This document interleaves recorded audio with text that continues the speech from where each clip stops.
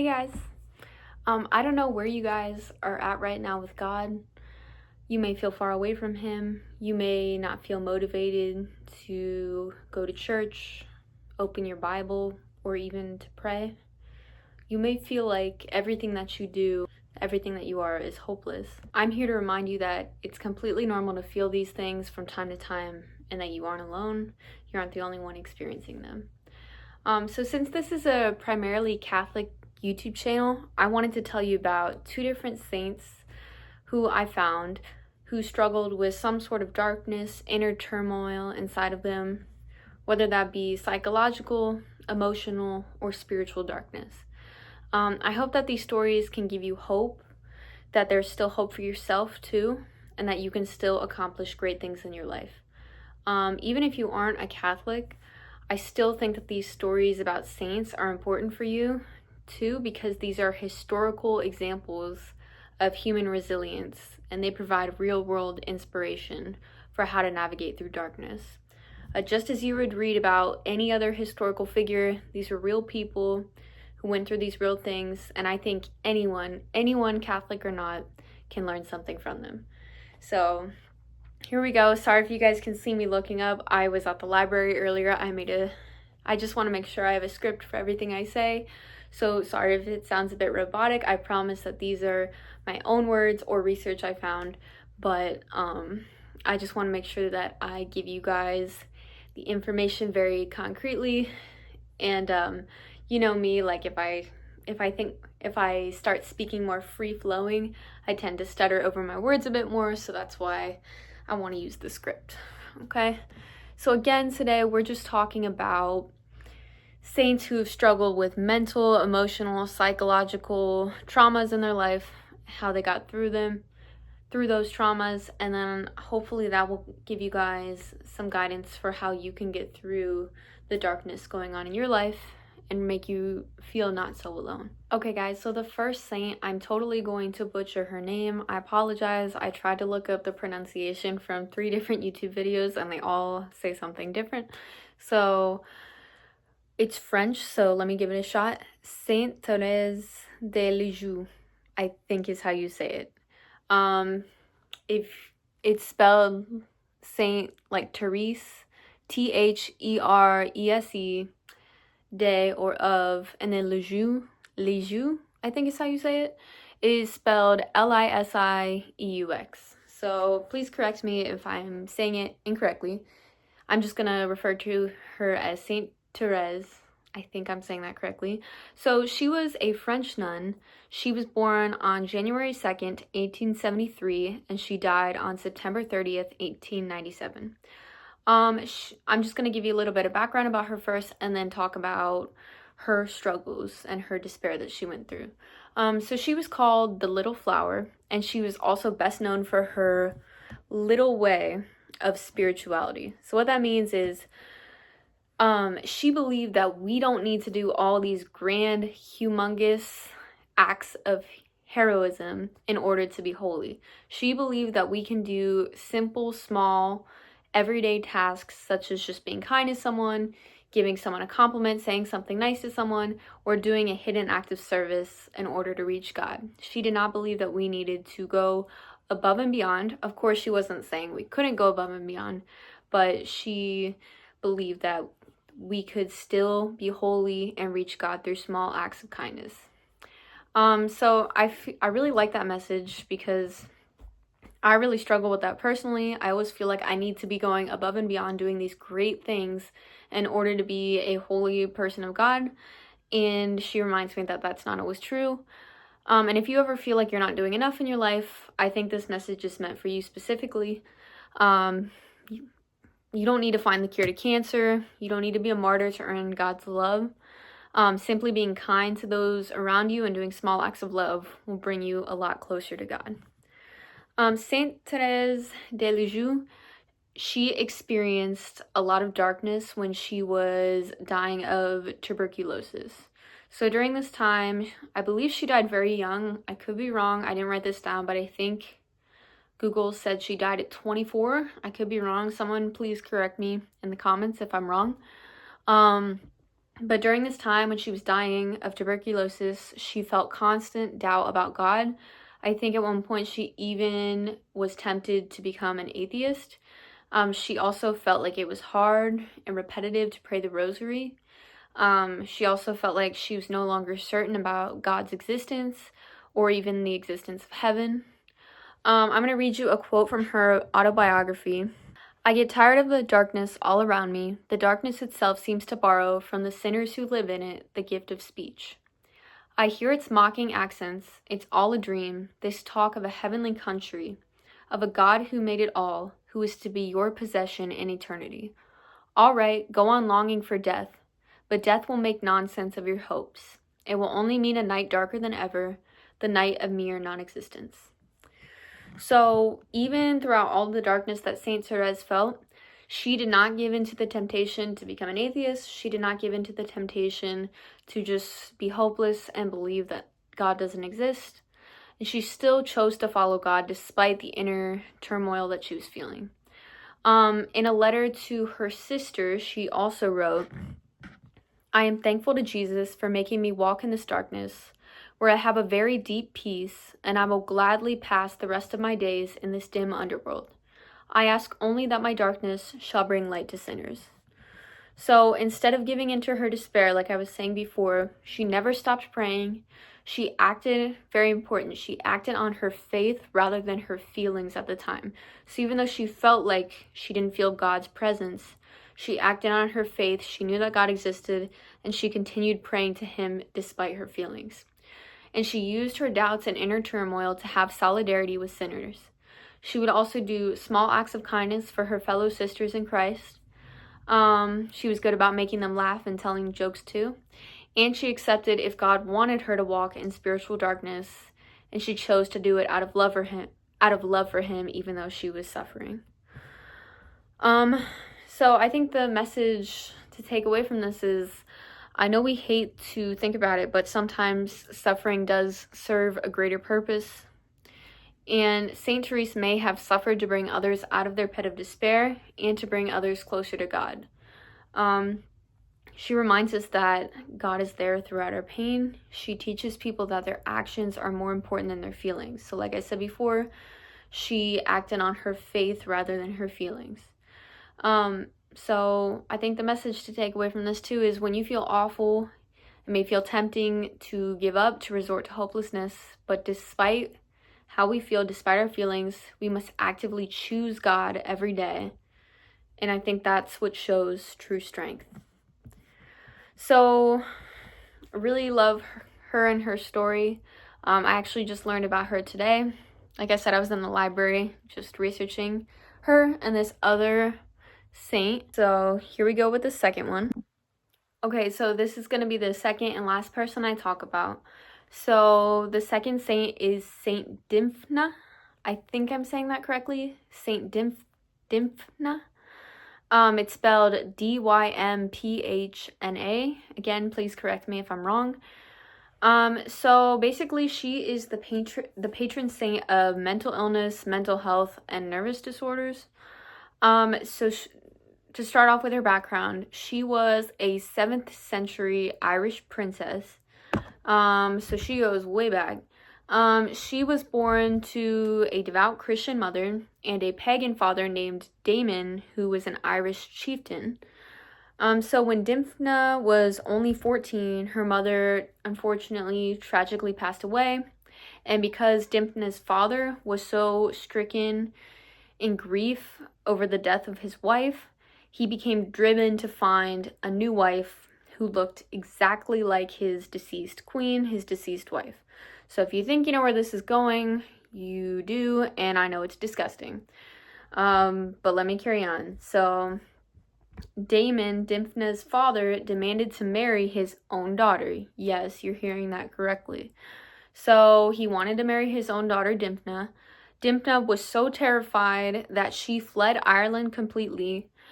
She also was accompanied by an elderly priest named Father Gerebernus, I believe is how you say his name. It's spelled Gerebernus, Gerebernus. So they fled together off to Ireland, or they fled Ireland. I think they fled to... Oh yes, it says after they crossed the sea, they found refuge in a modern-day Belgian town called Giel. Or Giel. I think it's Giel. It's spelled Gheel. So what they did while they were there, it was very short-lived, unfortunately, before Dymphna's father found her. But Dymphna used all of her wealth. I believe she came from a very wealthy family because she was like a princess. She used all of her wealth to build a hospital for the sick and poor. So, unfortunately, shortly after she fled, her father, Damon, tracked her down, and he again asked her to marry him. She again refused, and then her father, Damon, not only murders the priest who went with her, Father Jerebernus, but he also killed his own daughter. He beheaded his own daughter, Dymphna, when she was only 15 years old at this time. So very, very tragic story, very sad, very grotesque. So I apologize if that was too much to hear. So you may be wondering why she's the patron saint of mental illness. So first and foremost, she's the patron saint of mental illness, not because she was mentally ill, but clearly her father was. For obvious reasons, he not only wanted to marry his own daughter, but he also killed his daughter when she refused.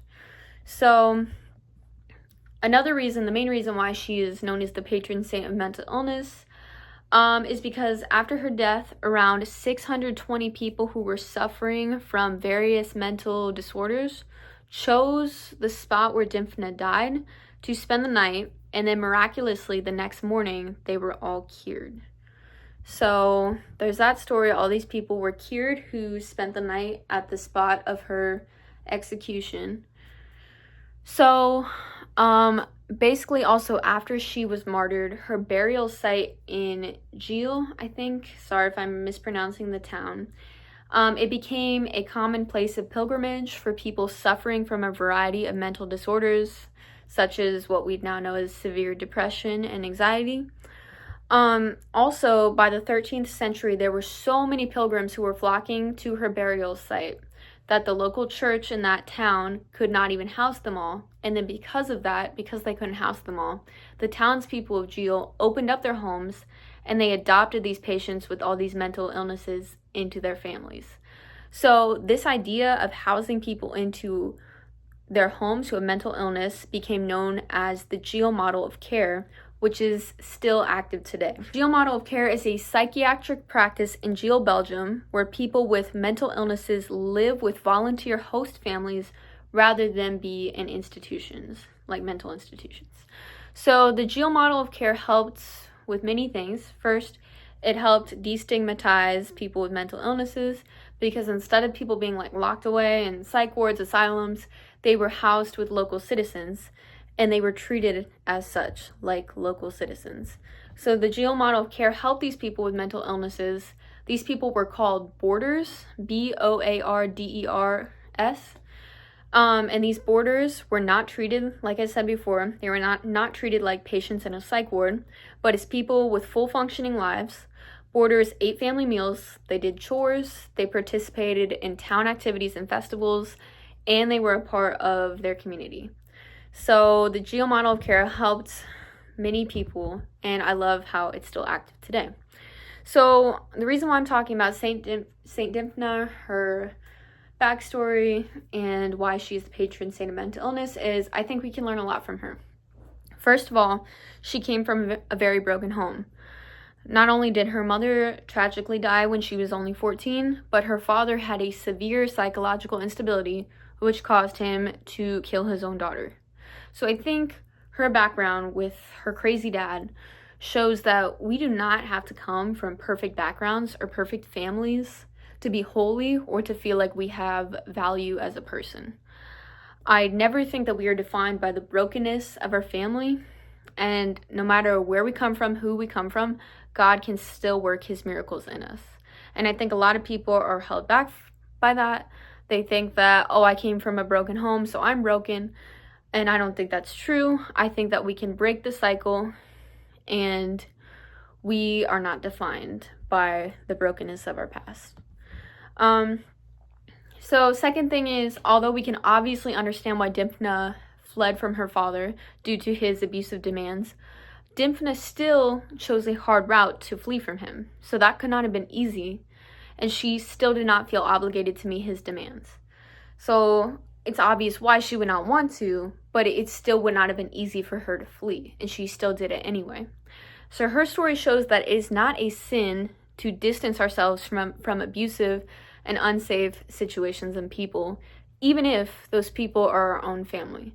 So if you come from people who are being terrible to you, obviously it's probably nothing like Dymphna suffered. Hopefully not. I don't know.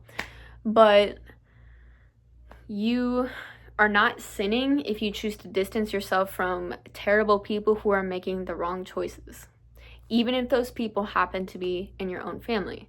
And I'm not trying to encourage distancing yourself. I'm just saying, if those people are not bringing you closer to God, they're bringing you further away, I don't think it is sinful to depart from them. So I think her message is, another lesson or message we can learn from this is to not feel guilty for having to do so, for having to distance ourselves from people who hold us back from our faith. So the next thing is, when Dymphna fled to what we call modern day Belgium, she could have just hid, and she didn't need to do anything to help others because she still had all of her family's wealth because she's a princess.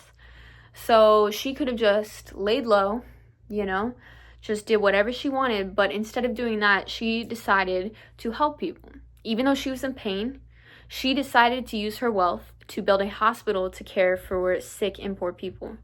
So she did not let her suffering bind her, but she decided to do something good instead.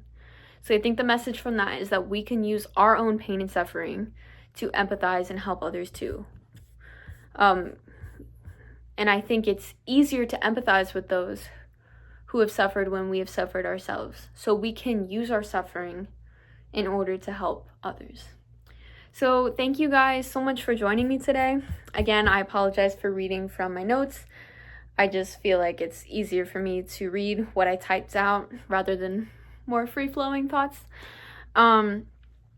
But yeah, I hope that this helped you in some way. And again, these are just two examples of saints who felt in despair, who went through some sort of darkness in their lives, and they still were amazing people and are still remembered to this day. So just remember that no matter what you're going through right now, there is still hope for you. You can overcome this darkness that you feel inside of you. And please don't give up hope. Please don't let whatever is nagging at you inside distance you from God. That's what the enemy wants. Okay? He wants to distance you from God. He wants you to feel like you're too far gone, you're hopeless, there's nothing that anyone can do for you, when that cannot be further from the truth. Okay? So please don't let the enemy win. Okay? I want this to be a message for you to open your Bible today, turn to God, even when you might not feel like it. Again, the first example, the first saint I was telling you about, Saint Thérèse de Lisieux. Again, she did not feel close to God at the time when she was suffering with tuberculosis. She did not feel hope. She did not feel anything good, but she decided to persist and choose to act on her faith rather than her feelings. And I challenge you guys to do that today too. I challenge myself as well. It's very hard to do. But yeah, so I hope you guys took something away from this video. I love you guys so much. I apologize, it's been a while since I have uploaded. Let me know in the comments below what you guys would like to see next. And yeah, please like, comment, and subscribe. I will see you guys next time. Bye guys.